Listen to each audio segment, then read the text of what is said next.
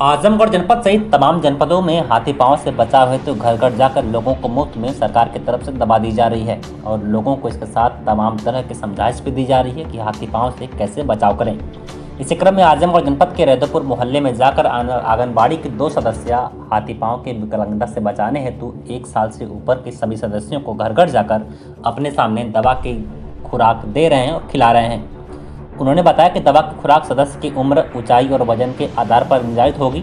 इस दौरान उन्होंने तहसीलदार राम, कौशल्या देवी, अमित कुमार, रूपचंद्र राम, शीला देवी, आदित्य गौतम और अन्य लोगों को दवा दिया और उन्हें हाथी पांव से संबंधित जानकारी देते हुए सचेत भी किया। इसके साथ उन्हें दवा खाने के लिए प्रेरित भी किया।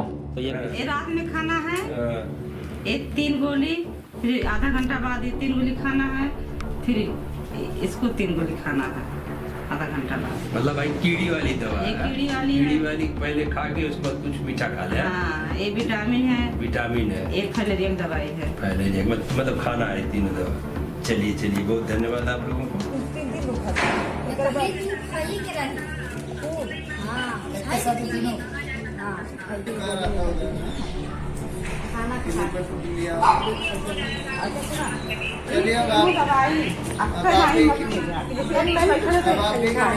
आधा घंटा का फर्क है।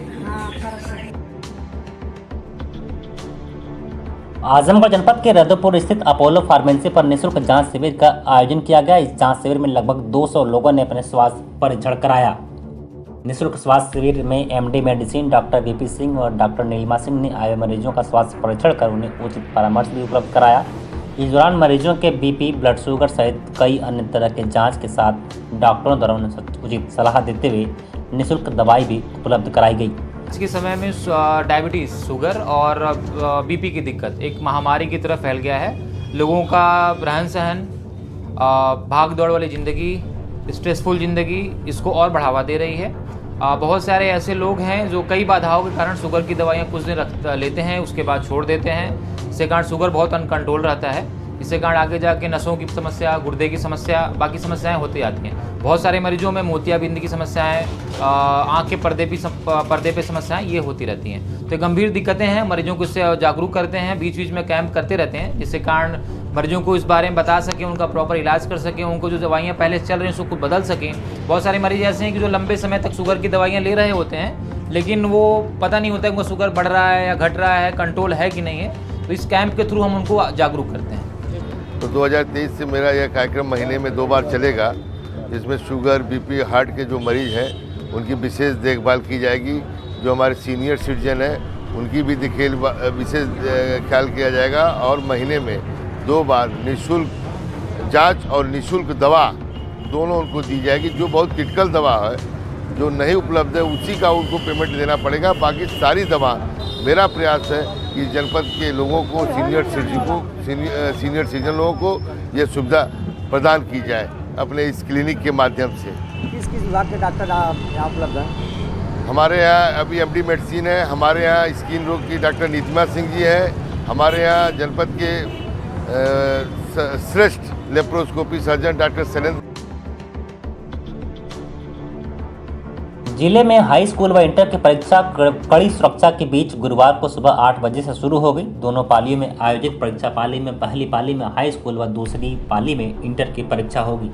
पहले दिन प्रथम पाली में 10वीं का हिंदी व 12वीं का सैन्य विज्ञान की परीक्षा हुई। वहीं द्वितीय पाली में 12वीं की परीक्षा हिंदी, सामान्य हिंदी की हुई। संवेदनशील व अति संवेदनशील केंद्रों पर विशेष नजर रखी गई, जिसमें 7 राजकीय, 90 अशासकीय सहायता प्राप्त विद्यालय, 229 वित्त विहीन विद्यालय शामिल हैं। बोर्ड परीक्षा में कुल 2,06,305 छात्र छात्राएं शामिल होंगे।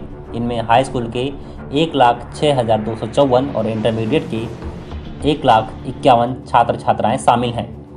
परीक्षा पर कड़ी निगरानी रखने हेतु कुल 4 super zone, 10 zonal magistrate, 41 sector magistrate और 326 स्टैटिक मजिस्ट्रेट बनाए गए हैं। इसके साथ ही करीब 6,000 से अधिक कक्ष निरीक्षक लगाए गए हैं, जिनमें 3,000 बाह्य कक्ष निरीक्षक हैं।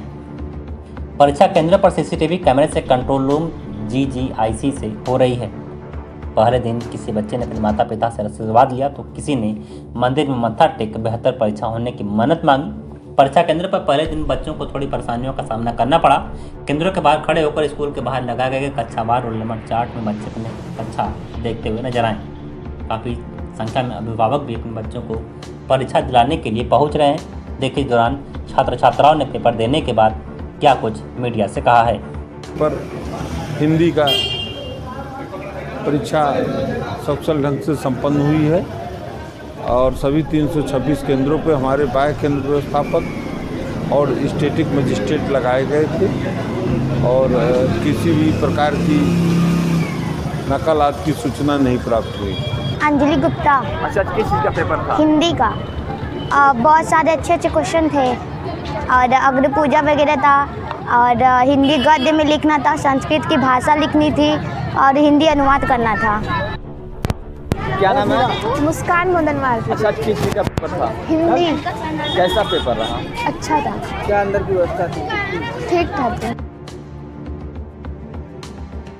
आजमगढ़ जिला अधिकारी विशाल भारद्वाज और पुलिस अधीक्षक अनुराग आर्य ने जिला जेल का औचक निरीक्षण करने पहुंचे। इस दौरान उन्होंने जेल के समस्त बैरकों को खंगाला। बंदियों के एक एक सामान की जांच की गई। हालांकि इस दौरान कोई भी आपत्तिजनक वस्तु नहीं मिली।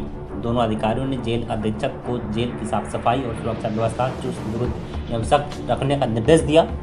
जिला अधिकारी ने भोजनालय को देखा। बंदियों को दिए जाने वाले भोजन की गुणवत्ता के बारे में जेल अधीक्षक से जानकारी ली। इसके बाद परिसर में स्थित चिकित्सालय में पहुंचे, जहां पर डॉक्टरों से बंदियों के इलाज के बारे में जानकारी ली। जेल अधीक्षक को निर्देश दिया गया कि जिस बंदी की तबीयत खराब हो उसका तत्काल इलाज कराया जाए। जो गंभीर रूप से बीमार हो उन्हें मंडलीय चिकित्सालय भेजा जाए। इस दौरान पुलिस प्रशासन व अधिकारीगण मौजूद रहे। ठीक है सर। औचक निरीक्षण हम और एसपी साहब ने आज किया है।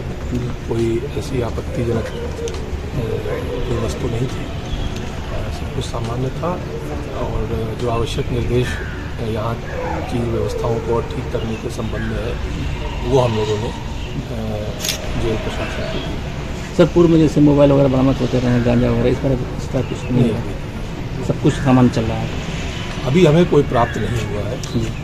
तो क्या निर्देश दिए गए हैं अभी? प्रॉपर चेकिंग की जाए।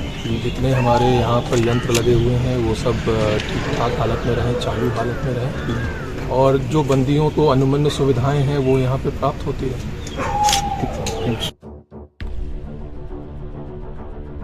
आम आदमी पार्टी के जिला अध्यक्ष रविंद्र यादव के नेतृत्व में प्रदर्शन करते हुए लोग जिलाधिकारी कार्यालय पहुंचे और राज्यपाल उत्तर प्रदेश और जिलाधिकारी आजमगढ़ को नामित ज्ञापन सौंपते पत्रकारों से रूबरू हुए। और इस दौरान कृपा शंकर पाठक, प्रदेश सचिव पंचायत प्रकोष्ठ उत्तर प्रदेश, ने कहा कि हम ज्ञापन के माध्यम से 3 सूत्री मांग करते हैं कि कानपुर में ग्राम मैथा मड़ौली में पीड़ित परिवार की मंशा अनुसार उनके समस्त मांगें पूरी की जाएं। ग्राम टहर किशुन देवपुर बुढ़नपुर जनपद आजमगढ़ में पत्रकार राजेश चौबे के परिवार को न्याय दिलाते हुए उनके ऊपर जो फर्जी मुकदमे लगे हैं उनको वापस लिया जाए। वहाँ किसी का भी घर गिराया जाएगा तो रुकेगा। आप इसके बाद हर जमना थोड़ा लगा देते हैं। आप तो खुद ऐसा सबल हैं, जाकर के ब्राह्मण का घर गिरा रहे हैं और फिर भी आप कहते हैं कि ये हर जमनाम श्रवण का मुकदमा लगा दूंगा। लगा दिए। अब पुलिस थानों में आजमगढ़ जनपद जैसे जनपद में मैं समझता हूँ 500-600 यादव नौजवानों को उठा करके गुंडा एक्ट में लगा दिया गया। साधारण बेचारे सज्जन हैं, पढ़ने लिखने वाले लड़के और आजमगढ़ के तमाम पॉलिटिकल पार्टी के लोग ये बोल नहीं रहे। एक पार्टी के तो लोग सभी MLA MP हैं, लेकिन वो कहते अपन हम बचाएं कि हम जौन तौन बोले जाएं किसी के संबंध में। ऐसी स्थिति है। ऐसे में अब जनता जागरूक हो चुकी है, इसलिए इस सरकार को ऐसा नहीं करना। सरकार सबके लिए होती। महामहिम राज्यपाल से हम निवेदन करते हैं, मैं जिलाधिकारी के माध्यम से ज्ञापन दे रहा हूँ, इस पर न्याय।